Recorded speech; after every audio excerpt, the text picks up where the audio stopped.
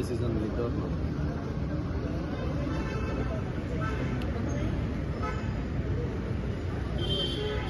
Bonding ಚೆನ್ನಾಗಿತ್ತು.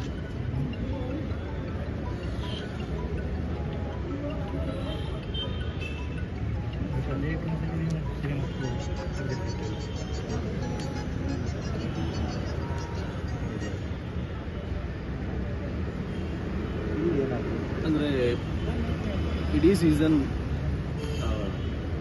ಯಾರೆಲ್ಲ ನಾವೆಲ್ಲ ಭಾಗವಹಿಸಿದ್ರು ಸೀಸನ್ 7 ಎಲ್ಲರ ಜೊತೆ ಒಂದು ಬಾಂಡಿಂಗ್ ಇದೆ. ಎಲ್ಲರೂ ಸ್ನೇಹಿತರು.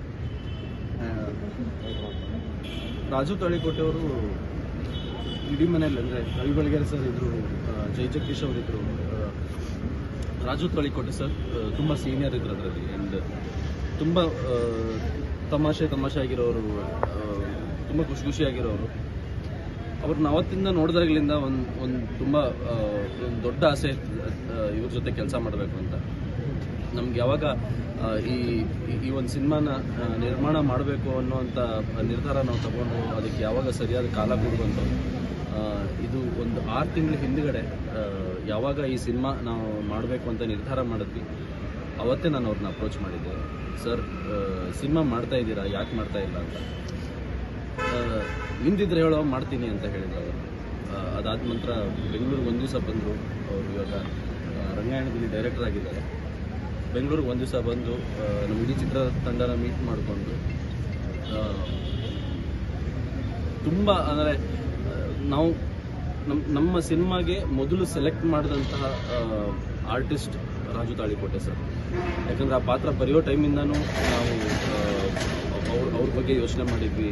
ಇದು ರಾಜು ಸರ್ ಮಾಡಿದ್ರೆ ಈವನ್ ಡೈಲಾಗ್ಸ್ ಬರೆಯೋ ಟೈಮಲ್ಲೂ ಕೂಡ ರಾಜು ತಾಳಿಕೋಟೆ ಸರೇ ಮಾತಾಡ್ತಾ ಇದ್ದಾರೆ ಅನ್ನೋವಂಥ ಒಂದು ಅದನ್ನು ಇಸ್ಕೊಂಡಿದ್ವಿ. ಆ್ಯಂಡ್ 3 ದಿವಸ ಶೂಟಿಂಗ್ ಮಾಡಿದ್ವಿ. ಅಂದರೆ ಈಗ 3 ದಿವಸ ನಾವು ಶೂಟಿಂಗ್ ಮಾಡಿರೋದು, ಆದರೆ ಅವರು ನನಗೆ 10ನೇ ತಾರೀಕಿಂದ ಶೂಟಿಂಗ್ ಶುರುವಾಗಿದ್ದು.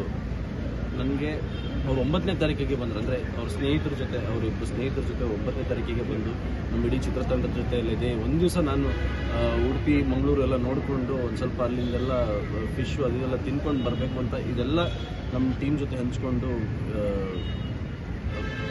ಬಂದಿದ್ದರು. ಆ್ಯಂಡ್ ಅದೇ ಥರ ಒಂದು ದಿವಸ ಅವ್ರ ಫ್ರೆಂಡ್ಸ್ ಜೊತೆ ಎಲ್ಲ ಸ್ಪೆಂಡ್ ಮಾಡೋದು, ನಾವು ಎಲ್ಲ ಸಜೆಸ್ಟ್ ಮಾಡಿದ್ವಿ ಯಾವ್ಯಾವ ಜಾಗಗಳೆಲ್ಲ ಚೆನ್ನಾಗಿದೆ ಅಂತ.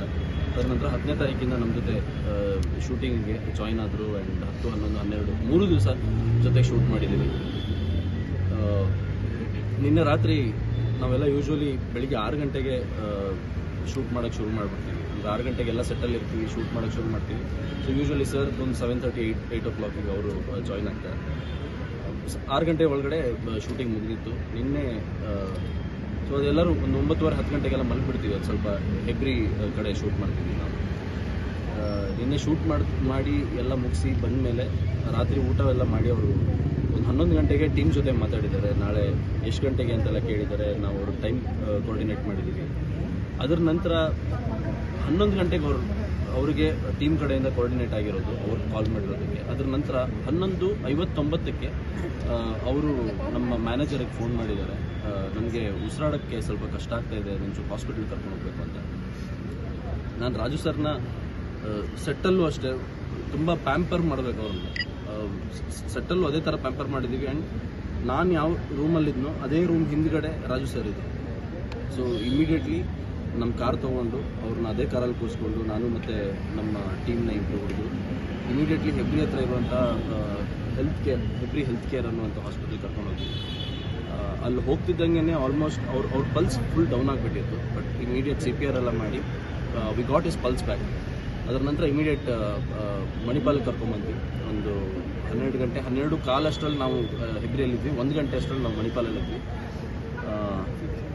ಅದರ ನಂತರ ಅವ್ರ ಫ್ಯಾಮಿಲಿಗೆ ಇನ್ಫಾರ್ಮ್ ಮಾಡಿದ್ವಿ. ನಾವು ಫ್ಯಾಮಿಲಿಗೆಲ್ಲ ಇನ್ಫಾರ್ಮ್ ಮಾಡಿ ಅವರು ಇವತ್ತು ಮಧ್ಯಾಹ್ನ 1:30-2 ಗಂಟೆ ಅಷ್ಟರಲ್ಲಿ ಅವ್ರ ಫ್ಯಾಮಿಲಿ ಅಲ್ಲಿಂದ, ಯಾಕಂದರೆ ಅವ್ರು ಸಿಂದಗಿ ಬಿಜಾಪುರ ಆ ಕಡೆಯಿಂದ ಬಂದಿದ್ದಾರೆ. ಅವ್ರಿಗೆ ಅಷ್ಟೊತ್ತು ಟೈಮ್ ಬೇಕಾಯ್ತು. ಅವ್ರಿಗೆ ನಿನ್ನೆ ರಾತ್ರಿ ಹೊರಟವ್ರಿಗೆ ಮಧ್ಯಾಹ್ನ 2 ಗಂಟೆ ತನಕ ತೊಗೊಂಡ್ರು ಅವ್ರು ರೀಚ್ ಆಗೋದಕ್ಕೆ. ಆ್ಯಂಡ್ ಅವ್ರು ಲಾಸ್ಟ್ ಅವ್ರ ಇವ್ರ ತಮ್ಮ ಒಂದು 5:45 ಅಷ್ಟರಲ್ಲಿ ಅವರು ಇಲ್ಲಿಗೆ ರೀಚ್ ಆದರು ಬೆಳಗಾವಿಯಿಂದ. ಆ್ಯಂಡ್ ಅವ್ರು ಮಗ ಅವರ ತಮ್ಮ ಬರ್ತಿದ್ದಂಗೆ ಅವರು ಕೊನೆ